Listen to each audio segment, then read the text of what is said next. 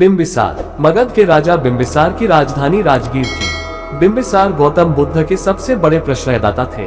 वे 15 वर्ष की आयु में राजा बने और अपने पुत्र अजातशत्रु संस्कृत अजातशत्रु के लिए राजपाट त्यागने से पूर्व 52 वर्ष इन्होंने राज्य किया। राजा पसेंदी की बहन और कौशल की राजकुमारी इनकी पत्नी और अजातशत्रु की मां थी।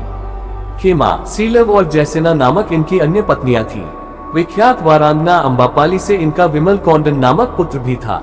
सुत्तनिपात अर्थकथा के पब्बज सुत के अनुसार इन्होंने सन्यासी गौतम का प्रथम दर्शन पांडव पर्वत के नीचे अपने राजभवन के गवाक्ष से किया और उनके पीछे जाकर उन्हें अपने राजभवन में आमंत्रित किया।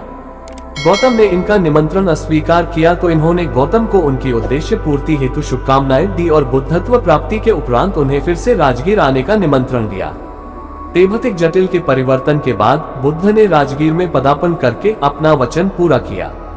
बुद्ध और उनके अनुयायी राजकीय अतिथियों की भांति राजगीर आए।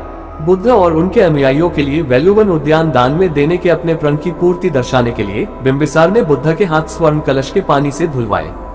अपिच आगामी 33 वर्षों तक बिंबिसार बौद्ध धर्म के विकास में सहायक बने। बिंबिसार का अंत बड़ा दारुण हुआ। ज्योतिषियों की इस भविष्यवाणी के बाद भी कि उनका पुत्र अजातशत्रु उनके लिए अशुभ सिद्ध होगा, उन्होंने उसे बड़े लाड प्यार से पाला। बुद्ध को राजा द्वारा दिए गए प्रश्रय से देवदत्त बहुत द्वेष करता था और उसी के दुष्प्रभाव में आकर अजातशत्रु ने अपने पिता की हत्या का षड्यंत्र रचा, जिससे उसकी प्रतिष्ठा और धूमिल हो गई। षड्यंत्र का पता चलने और पुत्र की राज्य लिप्सा की तीव्रता को देखकर बिंबिसार ने स्वयं ही राज्य त्याग कर दिया और अजातशत्रु राजा बन गया। परंतु देवदत्त द्वारा पुनः उकसाए जाने पर नए राजा ने बिंबिसार को बंदी बना लिया। चूंकि बिंबिसार को केवल भूखा रखकर ही मारा जा सकता था, उन्हें एक गर्म कारागार में भूखा रखा गया। खेमा, अजातशत्रु की मां के अतिरिक्त किसी को उनसे मिलने की अनुमति नहीं थी। पहले खेमा अपने परिधान में एक सुवर्ण पात्र में भोजन छिपाकर ले गई। उसका पता चलने पर वे अपने पात्रान में भोजन छिपाकर ले गई। उसका भी पता चल गया तो उन्होंने अपने शिरो वस्त्र मोली में भोजन छिपाकर ले जाना चाहा। उसका भी पता चला गया तो वे सुगंधित जल में स्नान करके अपनी देह को मधु से लेप कर गयी, जिससे वृद्ध राजा उसे चाट ले और बच जाए। पर अंततः ये भी पता चल गया और उनका भी प्रवेश निषेध कर दिया गया। फिर भी चल ध्यान योग से बिंबिसार जीवित रहे। जब पुत्र को पता चला कि पिता यूं सरलता से प्राण त्याग नहीं करेंगे तो उसने कारागार में कुछ नायों को भेजा।